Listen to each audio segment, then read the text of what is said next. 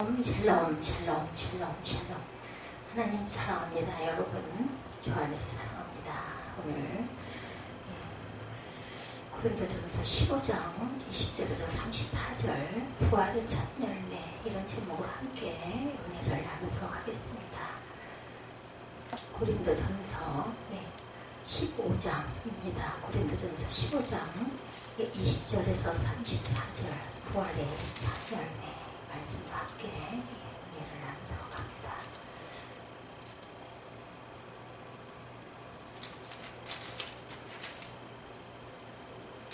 그러나 이제 그리스도께서 죽은 자 가운데서 다시 살아나사 잠자는 자들의 첫 열매가 되셨도다. 오늘 제목이 부활의 첫 열매죠. 사망이 한 사람으로 말미암으니 죽은 자의 부활도 한 사람으로 말미암는도다. 아담 안에서 모든 사람이 죽은 것 같이 그리스도 안에서 모든 사람이 삶을 얻으리라. 그러나 각각 자기 차례대로 되리니 먼저는 첫 열매인 그리스도요, 다음에는 그가 강림하실 때 그리스도에게 속한 자요, 그 후에는 마지막이니 그가 모든 통치와 모든 권세 능력을 멸하시고 나라를 아버지 하나님께 바칠 때라. 그가 모든 원수를 그 발 아래에 둘 때까지 반드시 왕노로 다스리니 맨 나중에 멸망받을 원수는 사망이니라. 만물을 그 발 아래 두신 이가 그 중에 들지 아니한 것이 분명하도다. 만물을 그에게 복종하게 하실 때는 아들 자신도 그때 만물을 자기에게 복종해 하신 이에게 복종하게 되리니 이는 하나님이 만유의 주로서 만유 안에 계시려 하시니라. 만일 죽은 자들이 도무지 다시 살아나지 못하면 죽은 자들을 위하여 세례를 받는 자들이 무엇을 하겠느냐? 어찌하여 그들을 위하여 세례를 받느냐? 또 어찌하여 우리가 언제나 위험을 무릅쓰리요? 형제들아, 내가 그리스도 예수 우리 주 안에서 가진 바 너에게 나의 자랑을 두고 단언하느니 나는 날마다 죽노라. 내가 사람의 방법으로 에베소에서 맹수와 더불어 싸웠다면 내가 무슨 유익이 있으리요? 죽은 자가 다시 살아나지 못한다면 매일 죽일 터이니 먹고 마시자 하리라. 속지 말라. 악한 동무들은 선한 음식을 더럽게 하니 깨어 의를 향하고 죄를 짓지 말라. 하나님을 알지 못하는 자가 있기로 내가 너희를 부끄럽게 하기 위하여 말하노라. 이렇게 34절까지 제가 읽어봅니다.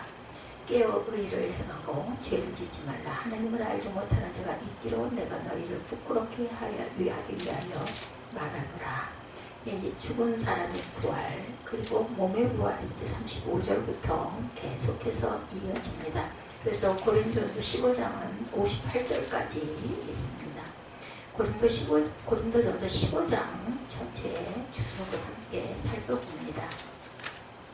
바울은 고린도 교회 부활을 부정하는 자들의 견해에 대해서 반박하면서 그리스도의 부활이 사실인 것과 같이 성도들의 부활할 것이 진실임을 밝히고 증명합니다. 그리스도께서 무덤에서 부활하시면 모든 성도의 부활의 첫 열매로 부활의 소망과 확신을 주셨다라는 거죠. 그리스도의 부활이죠. 구원을 얻게 하는 복음입니다. 2절이었었죠. 2절에 나타나죠. 15장 2절.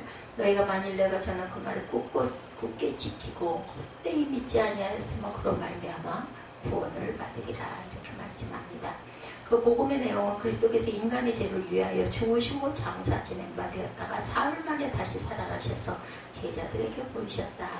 3, 4절에 내가 받은 것을 먼저 너에게 전하노니 이는 성경대로 그리스도께서 우리 죄를 위하여 죽으시고 장사 지낸 바 되셨다가 성경대로 사흘 만에 다시 살아나사 게바에게 보이시고 12 제자에게와 그 후에 500여 형제에게 일시에 보이셨나니 그 중에 지금까지 대다수는 살아있고 어떤 사람은 잠들었으며 그 후에 야고보에게 보이셨으며 그 후에 모든 사도에게와 맨 나중에 만삭되지 못하여 난 자 같은 내게도 보이셨다. 8절에 이렇게 바울 스스로가 맨 나중에 만삭되지 못한 나와 같은 자에게도 내게도 보이셨다.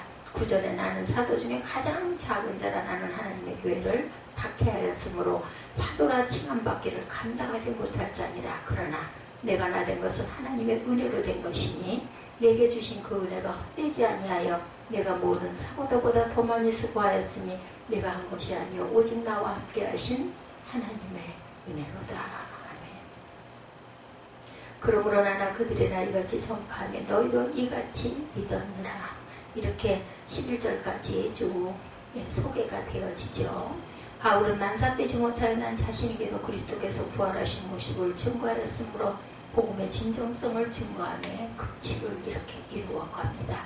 그리스도의 부활이 이와 같이 복음의 핵심이 되는 것은 죄로 인하여 죽어야 할 인간의 문제를 해결한 사건이고, 믿는 자는 그리스도와 같이 부활의 영광을 얻게 될 소망의 근거가 되기 때문이죠. 복음의 소망에 우리는 굳게 서야 합니다. 골로새서 1장 23절에 만일 너희가 믿음에 거하고 터 위에 굳게 서서 너희들은 복음의 소망에서 흔들리지 아니하면 그리하리라. 이 복음은 천하 만민에게 전파된 바요, 나 바울은 이 복음의 일꾼이 되었노라. 교회를 위하여 바울이 하는 일 끝까지 잡아야 할 복음이다. 히브리서 3장 14절에 우리가 시작할 때 확신한 것을 끝까지 견고히 잡고 있으면 그리스도와 함께 참여한 자가 되리라. 구원의 축소인 복음입니다. 로마서 6장 9절에서 10절. 이는 그리스도께서 죽은 자 가운데서 살아나셨음에 다시 죽지 아니하시고 사망이 다시 그를 주저하지 못할 줄을 알미로다. 그가 죽으시면 죄에 대하여 단번에 죽으시며 그가 살아계시면 하나님께 대하여 살아계심이니. 아멘. 은혜로 사도된 바울의 증거가 구절에 나타나 있죠. 바울은 자신이 사도 중에 극히 작은 자라고 소개하면서 그 이유가 자신이 하나님의 교회를 핍박하기 때문에 내가 사도라 칭함을 받기도 정말 죄송스럽다라고 얘기를 하죠. 정말 감당치 못하겠다. 그러나 바울은 또한 자신이 다른 모든 사도보다 그러함으로 더 많이 수고하였음을 진술하면서 자신이 그와 같이 행할 수 있었던 것은 나와 함께 하신 하나님의 은혜라 이렇게 간증합니다. 바울은 복음을 핍박하였던 자신의 과거를 밝히고 복음의 진정성과 하나님의 은혜를 더욱 강조하고 증거합니다. 이는 또한 어떠한 죄인도 하나님의 은혜를 받으면 복음으로 말미암아 죄사함을 받고 구원을 얻을 수 있음을 교훈하고 있습니다. 바울은 자신이 복음을 전파한 결과로 성도들이 예수를 믿어 구원받게 되었음을 증거하죠. 죄인 중에 괴수다. 디모데전서 1장 5절에 믿보다 모든 사람이 받을 만한 이 말이여 그리스도 예수께서 죄인을 구하시려고 세상에 임하셨다 하였도다. 죄인 중에 내가 괴수니라. 복음의 회방자고 핍박자였다. 디모데전서 1장 13절에 내가 전에는 비방자요 박해자요 폭행자였으나 도리어 긍휼을 입은 것은 내가 믿지 아니할 때 알지 못하고 행하였습니다. 그리스도의 인내와 긍휼을 입었다. 디모데전서 1장 16절에 그러나 내가 긍휼을 입은 까닭은 예수 그리스도께서 내게 먼저 일체 오래 참으심을 보이사 후에 주를 믿어 영생 얻은 자에게 본이 되게 하려 하십니다. 아멘.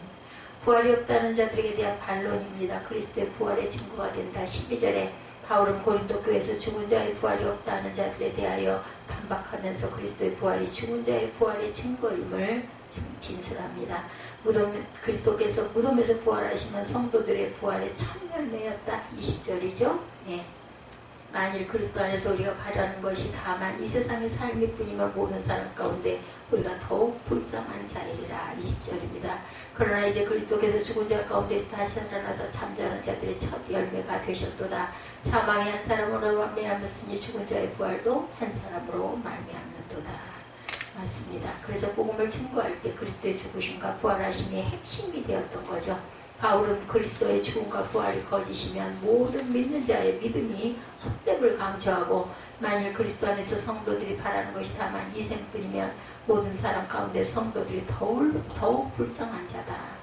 성경대로 사흘 만에 부활하죠. 마태복음 16장 21절에 이때로부터 예수 그리스도께서 자기가 예루살렘에 올라가 장로들과 대제사장들과 서기관들에게 많은 고난을 받고 죽임을 당하고 제3일에 살아나야 할 것을 제자들에게 비로소 나타내시니 믿음의 증거입니다. 사도행전 17장 31절 이는 정하신 사람으로 하여금 천하를 공의로 심판할 나를 작정하시고 이에 그를 죽은 자 가운데서 살리신 것으로 모든 사람에게 믿을 만한 증거를 주셨음이니라 하니라. 사도행전 17장 31절 사흘 만에 부활하신 사건 마태복음 16장 21절입니다. 부활의 첫 열매가 되신 그리스도라고 20절에 그렇게 말씀하죠. 바울은 그리스도께서 부활의 첫 열매 되셨음을 교훈하면서 사망이 한 사람 아담으로 말미암듯이 죽은 자의 부활도 한 사람 그리스도로 말미암음을 강조합니다. 아담의 범죄로 인류의 죄가 들어와 사망이 임하듯이 그리스도를 믿는 모든 자는 생명을 얻게 될 것이다. 예, 바울은 부활하신 그리스도께서 다시 오실 때 만물이 그의 발 앞에 두신 바가 되며 그리스도께서 만유의 주로 만유를 통치하실 것임을 강조하죠. 그때 그리스도의 심판이 있을 것인데 맨 나중에 멸망받을 원수는 사망이다. 하나님의 능력으로 부활을 하죠. 사도행전 2장 32절에 예수를 하나님의 살리신지라 우리가 다 이 일의 증인이로다. 아멘. 성도의 부활에 대해서 데살로니가전서 4장 17절입니다. 그 후에 우리 살아남은 자들도 그들과 함께 구름 속으로 끌어올려 공중에서 주를 영접하게 하시리니 그리하여 우리가 항상 주와 함께 있으리라. 그러므로 이러한 말로 서로 위로하라. 아멘. 예, 26절이죠. 본문 맨 나중에 멸망받을 원수는 사망이니라. 선한 행실을 더럽히는 악인들에 대해서 33절에 증거합니다. 네, 27절부터 봅니다.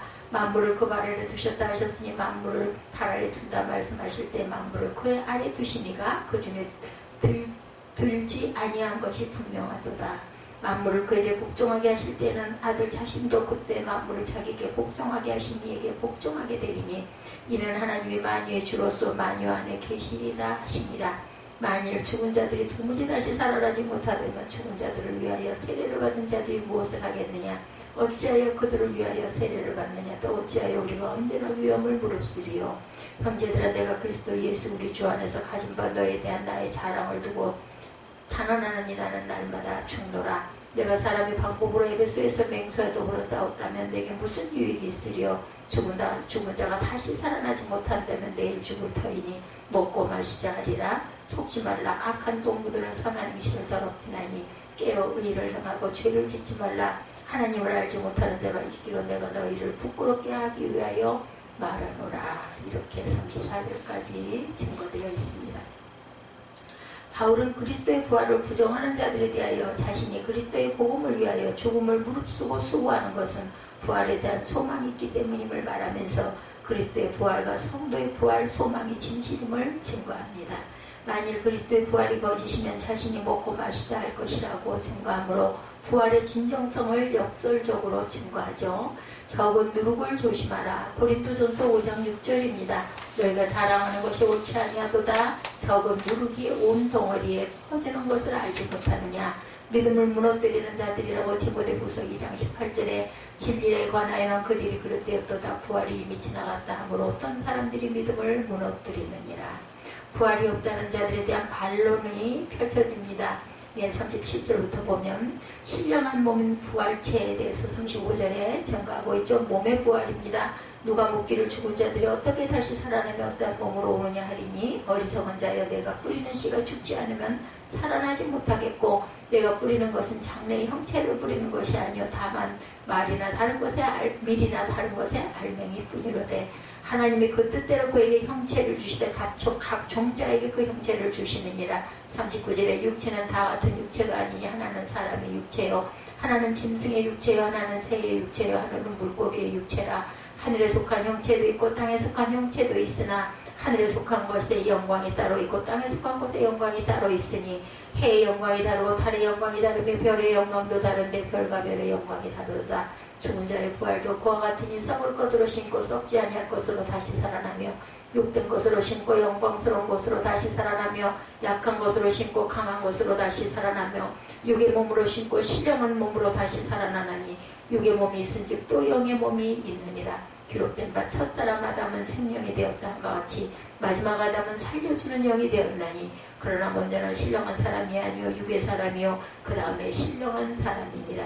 첫사람은 땅에서 났으니 흙에 속한 자이거니와 둘째 사람은 하늘에 나셨느니라. 무릇 흙에 속한 자들은 저 흙에 속한 자와 같고 무릇 하늘에 속한 자들은 저 하늘에 속한 이와 같으니 우리가 흙에 속한 자의 형상을 입은 것 같이 또한 하늘에 속한 이의 형상을 입으리라. 형제들아 내가 이것을 말하노니 혈과 육은 하나님 나라를 이어받을 수 없고 썩는 것은 썩지 아니하는 것을 유업으로 받지 못하느니라. 보라 내가 너에게 비밀을 말하노니 우리가 다 잠잘 것이 아니요 마지막 나팔의 순식간에 호련히 다 변화되리니 나팔 소리가 나매 죽은 자들이 썩지 아니할 것으로 다시 살아나고 우리도 변화되리라. 이 썩을 것이 반드시 썩지 않을 것을 입겠고 이 죽을 것이 죽지 아니함을 입으리로다. 이 썩을 것이 썩지 아니함을 입고 이 죽을 것이 죽지 아니함을 입을 때에는 사망을 삼키고 이기리라고 기록된 말씀이 이루어지리라. 아멘. 사망아 너의 승리가 어디 있느냐. 사망아 내가 쏘는 것이 어디 있느냐. 호세아 13장 14절에도 증거하고 있습니다. 바울은 첫사람 아담과 마지막 사람인 그리스도의 차이를 예로 들어 첫사람이 땅에서 났으나 둘째 사람은 하늘에서 난 것 같이 성도가 흙에 속한 자의 형상을 입은 것 같이 하늘에 속한 자의 형상을 입게 될 것임을 밝히죠. 성도가 육신의 형상을 입고 죽게 되지만 하늘의 신령한 형상으로 부활하게 될 것임을 진술합니다. 46절이었죠. 살리는 일을 하는 영, 요한복음 6장 63절. 살리는 영은 영이니 더 육은 무익하리라. 내가 너에게 이른 말은 영이요 생명이니라. 아멘. 바울은 육체의 부활을 부정하는 자들이 어떻게 죽은 자들이 다시 어떻게 몸으로 오느냐는 질문에 대해서 대답합니다. 땅에 뿌려지는 씨가 죽어 썩지 아니하면 다시 살아나지 못하고 미리 아무런 형상이 없어도 그것이 자라서 형체를 갖게 됨을 진술하죠. 하나님께서 각 종자의 그 형체를 주신다라고 37, 8절에 증거했습니다. 이는 씨가 썩어서 죽는 것 같지만 생명으로 태어나듯이 사람의 육체가 죽는 것 같지만 하나님께서 생명을 주셔서 부활하게 하신다는 것을 교훈한 것이고 그 형체도 하나님께서 부여하심을 교훈합니다. 40절에 바울은 죽은 자의 부활도 썩을 것으로 신고 썩지 않을 것으로 다시 살고 42절 몸의 몸으로 신고 육의 몸으로 신고 신령한 몸으로 다시 살아날 것을 밝힘으로 부활체가 세상에서 육신과는 다른 영광스러운 신령한 몸이 될 것임을 43절에 진술합니다. 영광의 몸입니다. 빌립보서 3장 21절에 그는 만물을 자기의 복종하게 하실 수 있는 자의 역사로 우리의 낮은 몸을 자기 영광의 몸의 형체와 같이 변하게 하시리라. 아멘. 씨가 죽어야 열매를 맺죠. 요한복음 12장 24절입니다. 내가 진실로 진실로 너에게 이르노니 한 알이 미리 땅에 떨어져 죽지 아니하면 한 알 그대로 있고 죽으면 많은 열매를 맺느니라. 아멘. 살리는 일을 하는 영, 요한복음 6장 63절에 살리는 것은 영이니 육은 무익하니라. 내가 너에게 이른 말은 영이요 생명이니라. 하늘의 시민권을 두죠. 빌립보서 3장 20절입니다. 우리의 시민권은 하늘에 있는지라 거기로부터 구원하는 자 곧 예수 그리스도를 기다리노니 그는 만물을 자기가 복종하게 하실 수 있는 자의 역사로 우리의 낮은 몸을 자기 영광의 몸의 형체와 같이 변하게 하시리라. 성도의 부활에 대해서 52절에 증거하고 있습니다. 50절부터 봅니다. 49절에 우리가 흙에 속한 자의 형상을 입은 것 같이 또한 하늘에 속한 이의 형상을 입으리라. 아멘. 형제들아 내가 이것을 말하노니 혈과 육은 하나님 나라를 이어받을 수 없고 또한 썩은 것은 썩지 아니한 것을 유업으로 받지 못하니라. 그러나 내가 너에게 비밀을 말하노니 우리가 다 잠잘 것이 아니요 마지막 나팔의 순식간에 호련히 변화되리니 나팔 소리가 나며 죽은 자들이 썩지 아니할 것으로 다시 살아나고 우리도 변화되리라. 이 썩을 것이 반드시 썩지 아니할 것을 입겠고 이 죽을 것이 죽지 아니함을 입으리로다.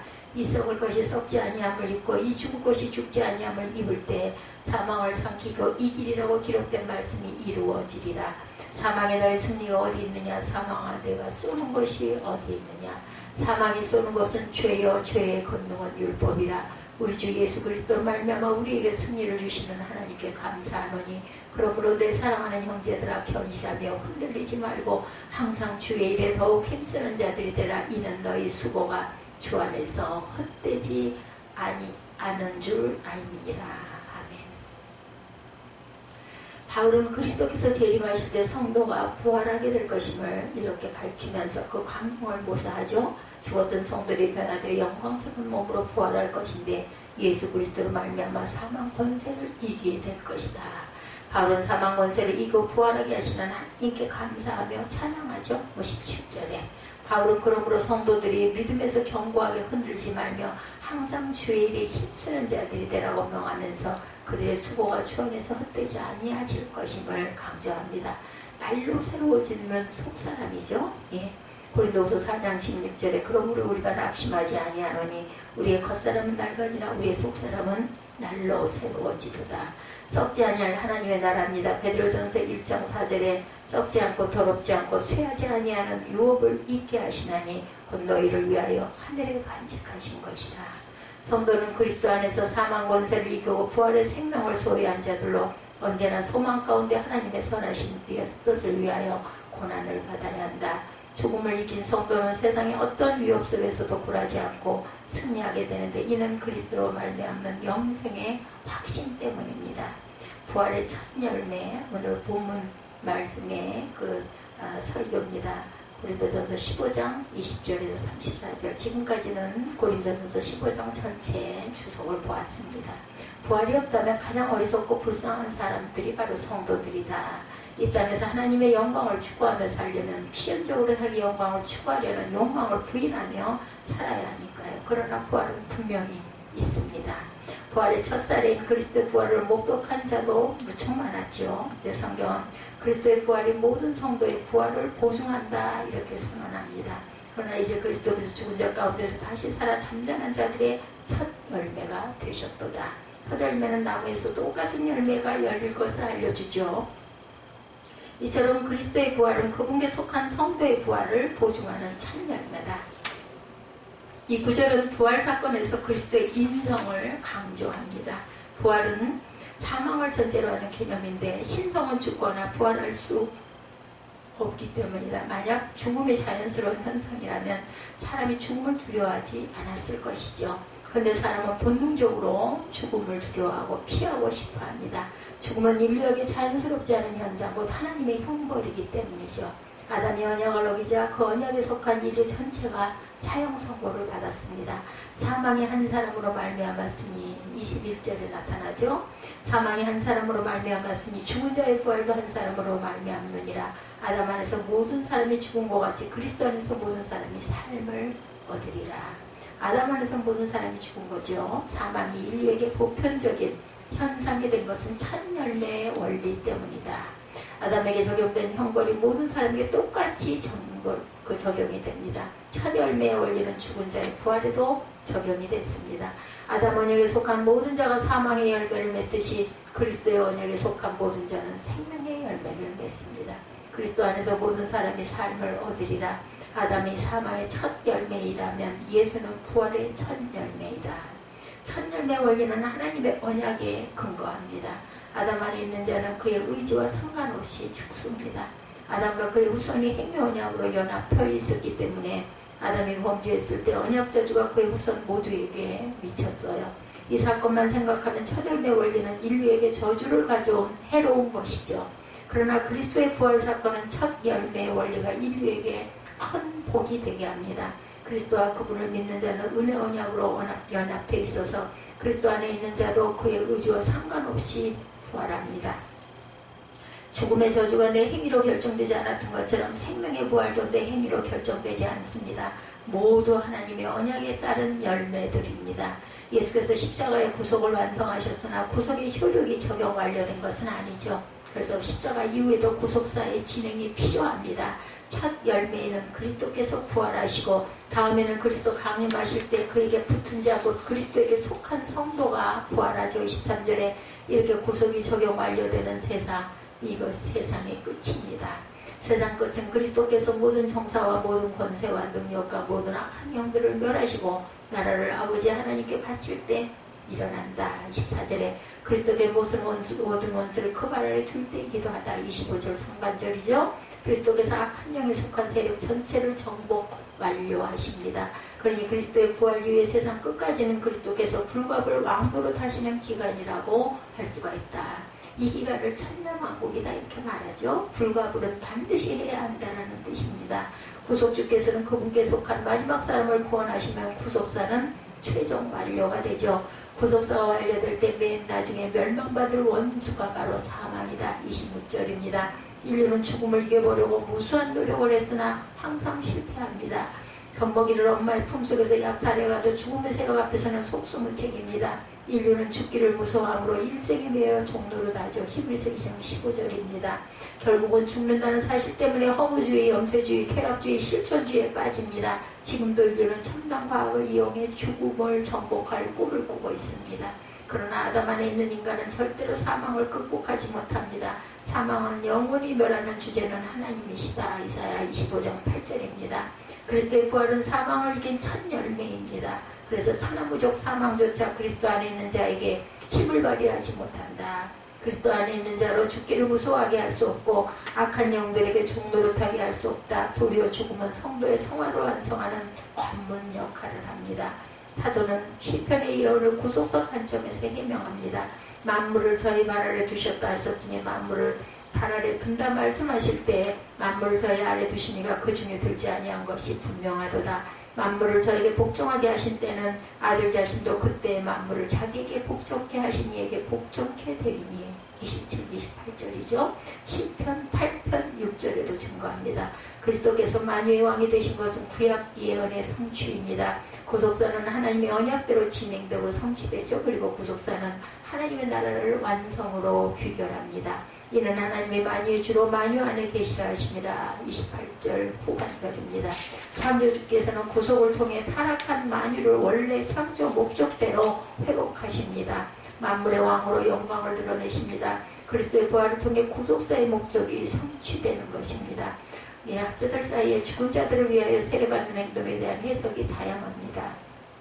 29절에 보면 세례의 목적과 의미를 밝히기 어렵기 때문이다. 이렇게 얘기하고 있습니다. 29절 한번 다시 볼까요? 만일 죽은 자들이 도무지 살아나지 못하면 죽은 자들을 위하여 세례를 받는 짓은 무엇을 하겠느냐? 어찌하여 그들을 위하여 세례를 받느냐? 죽은 자들을 위하여 세례를 받는 자들이 있다는 거죠. 아마 부모님이 구원받지 못하고 돌아간 것이 마음이 안타까워서 아마 이렇게들 하시는 것 같습니다. 세례의 목적과 의미를 밝히기가 어렵다는 거죠. 죽은 자들을 위하여 세례받는 행동에 대한 해석이 다양합니다. 분명한 것은 그들의 행동이 그들의 고백과 모순되었다. 그리고 이런 모순은 이 시대에도 있습니다. 부활을 믿지 않는 사람은 여전히 모순된 생각과 행동을 보입니다. 죽으면 모든 것이 끝난다고 큰소리치지만 죽지 않으려고 가진 짓을 다 합니다. 죽음을 자연스러운 현상이라고 주장하지만 드러나는 본심은 그렇지가 않아요. 아이고 죽겠네. 하마터면 죽을 뻔했네. 죽을래? 이런 말들 잘하죠. 이런 표현 속에 죽음 앞에 무력한 자신의 공포가 담겨 있습니다. 사람이 죽음의 공포에 직면하면 정상적인 판단을 하지 못합니다. 아담 안에 있는 인간도 죽음의 공포를 극복하지 못합니다. 항상 죽음의 공포에 직면하고 있는 상태에 그들의 이성이 정상적으로 작동하지 않습니다. 그래서 썩어질 것에 소망을 두고 인생을 허비하게 됩니다. 아담 안에 있는 자와 달리 그리스도 안에 있는 자는 썩지 않을 것을 소망을 두고 살죠. 요한복음 6장 27절에 부활을 믿음으로 하늘의 소망을 두고 현실의 아픔을 이깁니다. 초대교회는 매주일 성찬을 나누며 그리스도의 죽으심과 부활하심을 기념했어요. 교회를 향한 맹렬한 핍박을 견디며 의를 위한 고난을 참습니다. 그리스도와 함께 십자가에 죽고 그리스도와 함께 부활의 생명으로 살아납니다. 사도들도 예외가 아니었죠. 또 어찌하여 우리가 때마다 위험을 무릅쓰리요. 형제들아 내가 그리스도 예수 우리 주 안에 가진 바 너에게 대한 나의 자랑을 두고 단언하나니 나는 날마다 죽노라. 이렇게 고백을 합니다.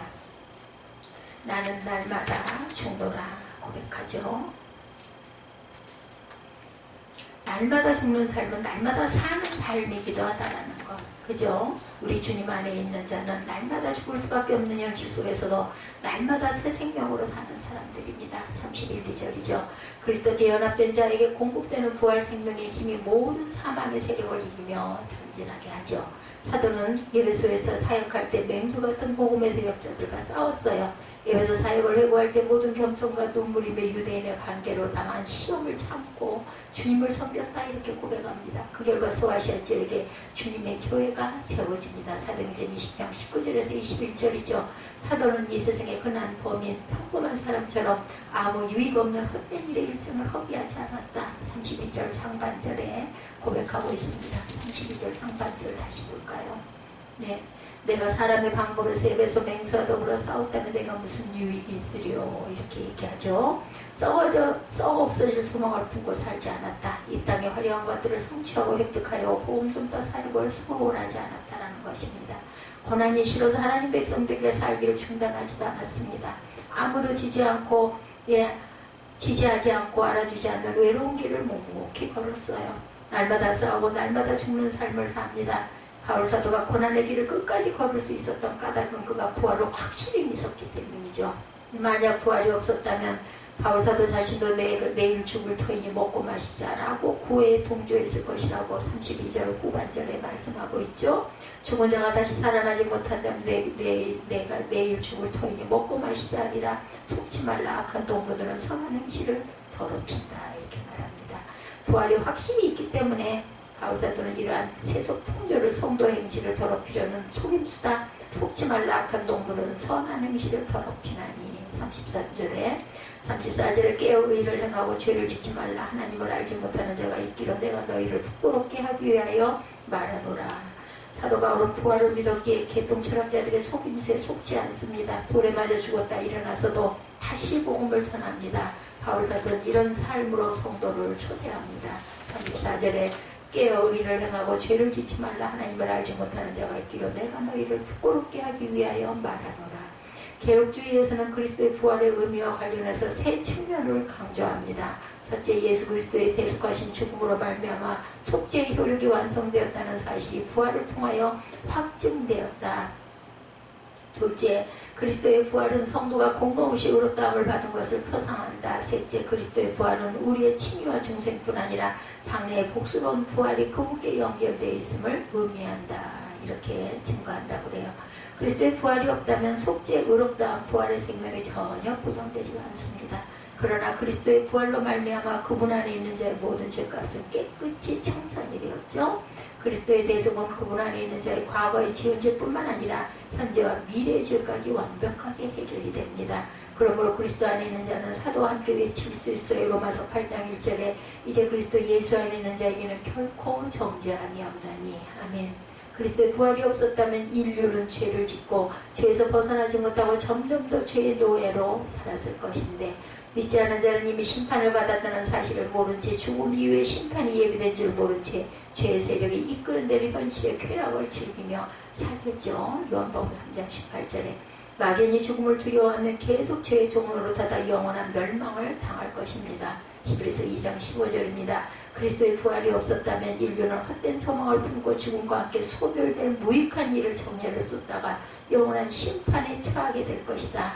그러니 모든 영광과 찬양과 감사를 부활의 첫 열매이신 주님께 돌리는 것이 마땅합니다. 여러분들 어떠십니까? 저는 말씀을 정리해 읽어드리면서도 은혜를 엄청 받았습니다. 예, 고린도전서 15장 말씀을 묵상하시기를 주님의 이름으로 축복합니다. 제가 드린 말씀은 참고로 이해하시고 말씀을 묵상하시면 큰 깨달음이 있을 것입니다. 기도하시겠습니다.